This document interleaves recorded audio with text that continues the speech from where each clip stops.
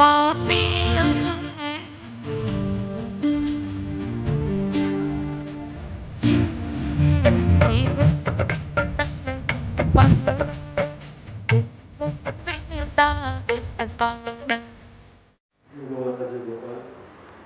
बहनों, मानव पर आने वाले किसी बड़े संकट को गोमाताओं ने अपने ऊपर लिया है और उसी संकट के प्रभाव से वर्तमान समय में देश के कई राज्यों में लंपी वायरस नाम की महामारी चल रही है जो चेचक की तरह है।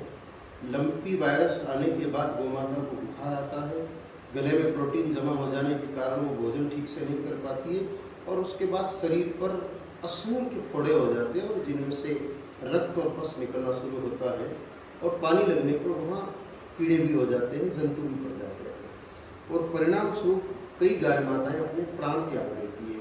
आज ही जानकारी मिली है कि बीकानेर जिले की किसी एक गौशाला में करीब 425 गौ माताएं थी, उसमें से मुश्किल से 30-40 गौ माताएं शेष बची है, सबने प्राण त्याग दिए हैं।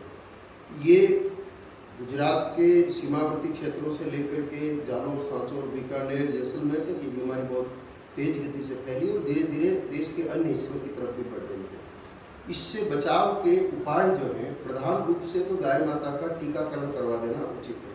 बीमार होने से पहले अगर हम टीकाकरण करवा लेते हैं तो ये दिक्कत, पहली बात तो रोग होगा नहीं और हुआ तो भी अल्प होकर के, कम होकर के ही वो रोग समाप्त हो जाएगा, गाय माता को अधिक कष्ट मिलेगा।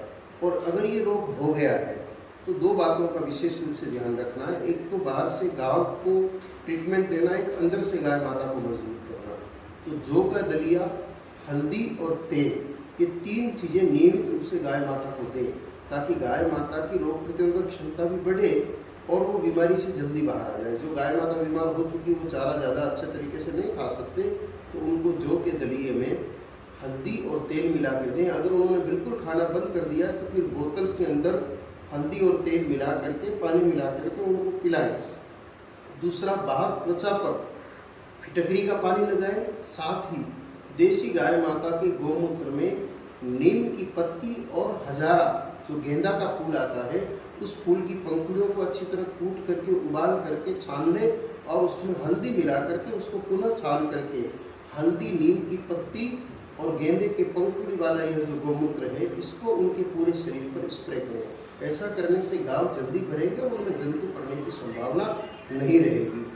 कुछ दवाइयाँ भी बाजार में होम्योपैथी इत्यादि की आई है, लेकिन अभी उनको पूरी तरह से जांचा परखा नहीं गया है। लेकिन ये उपाय करने से एक बार गाय माताओं के प्राण हम आसानी से बचा सकते हैं। महत्वपूर्ण तथ्य है सेवा। जितनी हम सेवा करेंगे उतनी गाय माताएं जल्दी ठीक होगी।